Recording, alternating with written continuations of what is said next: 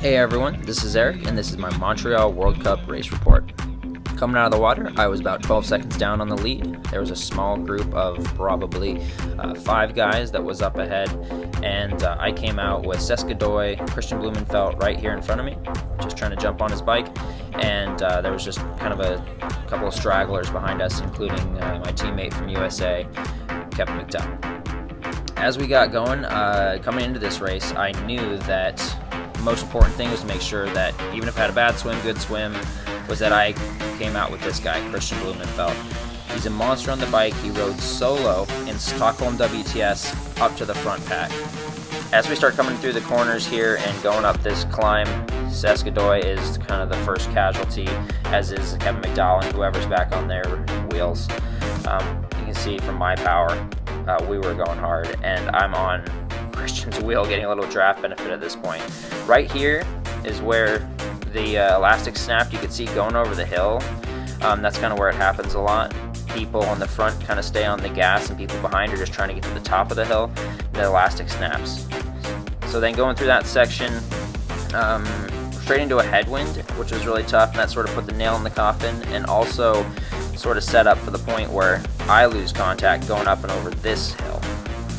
This was sort of desperate times for me as Christian caught up to the front and immediately started making that group move a lot faster, and I had to put in about 800 meters to a K of my own solo riding, and that's the hardest I've gotten in a race in a little while. But it paid off. Going around this corner, made it into the front, and the day had been saved. At that point, if I had not made it into lead pack, this race would have been pretty much over. So moving through here, still kind of had to get through a little bit of traffic, and wasn't until we crested the top of this hill, which is another 15 seconds out of the saddle effort, that I was officially in the lead pack comfortable. And kind of hung out on Matt Sharp's wheel for a second to catch my breath. He was getting a lot of camera time. Great day for him, coming in second in front of the hometown Canadian crowd. So hats off to him. Kept trying to move up in the group because I wanted to get up there now that I had caught my breath coming around the end of the first lap, so that I could help contribute. That's Max Schwetz from Germany. This is Junpei Furuya from Japan. Both of them doing a lot of work on the day, and really impressed with those guys.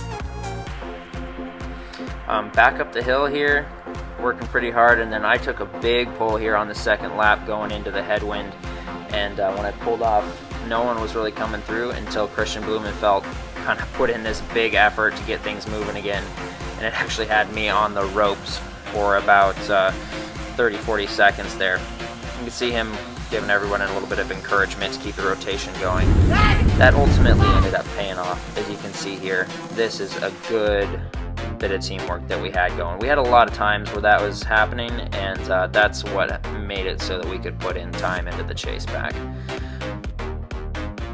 Here I do the same thing that Christian did a minute ago, trying to restart the rotation as it was slowing down, and maybe a little bit too exuberantly as we went through this kind of chicane section, but I was sort of hoping that Christian would come across and that maybe we could do a little solo work together, so I kind of kept on it.